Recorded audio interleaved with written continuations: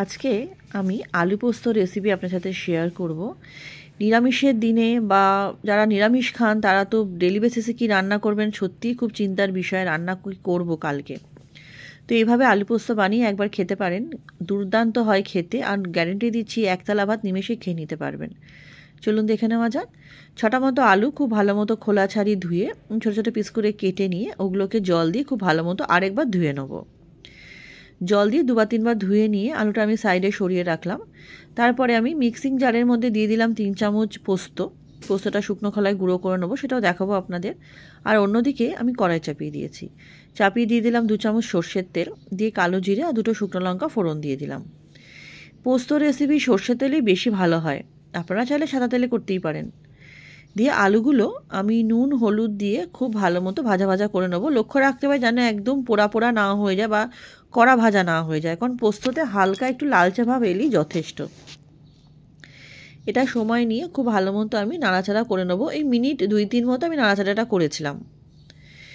নতুন বন্ধু যারা আমার চ্যানেলে প্রথম, চ্যানেলটি এখনও সাবস্ক্রাইব করেননি, আমার রেসিপিগুলো যদি আপনাদের সামান্য হলেও ভালো লেগে থাকে অনুরোধ করব চ্যানেলটি সাবস্ক্রাইব করে পাশে থাকা বেল আইকনটি প্রেস করে অল নোটিফিকেশানটা অন করে নেবেন নতুন নতুন রেসিপির আপডেট পেতে। আর পুরনো বন্ধুদের অনেক ধন্যবাদ পাশে থাকার জন্য।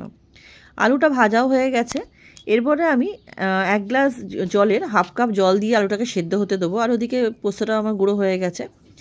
যখন দেখব খুব ভালো মতো জলটা ফুটে গেছে পোস্তটা আমি দিয়ে দেবো। হ্যাঁ, পোস্তর সাথে আমি কিন্তু 2টো কাঁচা লঙ্কাও বেটেছিলাম, সেই ভিডিওটা দেখানো হয়নি। কাঁচা লঙ্কাটা আমি অল্পই দিয়েছি, আপনারা আপনাদের প্রয়োজন মতো নুনটা ঝালটা বাড়িয়ে বা কমিয়ে নিতেই পারেন। দিয়ে খুব ভালো মতো ফুটতে দেবো। তারপর আমি 2টো গোটা কাঁচা লঙ্কা দিয়ে দিয়েছিলাম, স্পেশালি আমার জন্য, আমি একটু ঝালটা ভালোবাসি তাই। আর পোস্ততে একটু ঝাল ঝাল হলেই মনে ভালো হয়।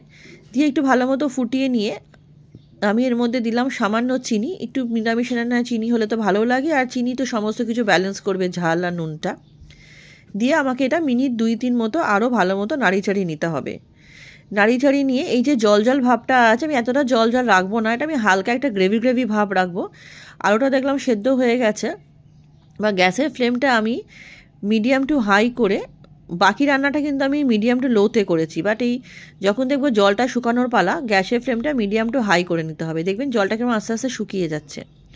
রেসিপিটা আশা করছি আপনাদের ভালো লাগবে। ভালো লাগলে অনুরোধ করবো অবশ্যই ট্রাই করবেন। কেমন লাগলো কমেন্ট সেকশানে জানাবেন, ভালো লাগলে লাইক করে দেবেন, অনেক অনেক শেয়ার করবেন। আমি তো গরম গরম ভাত নিয়ে নিয়েছি পোস্ত দিয়ে খাবো বলে। এরকম পোস্ত হলে গরম গরম ভাতের সাথে অসাধারণ লাগে, আর নিমেষের মধ্যেই ভাতটা আমার শেষও হয়ে যাবে।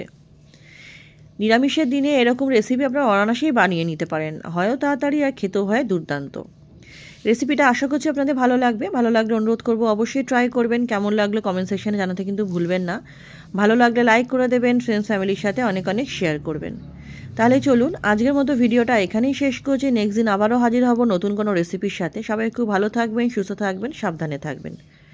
নমস্কার।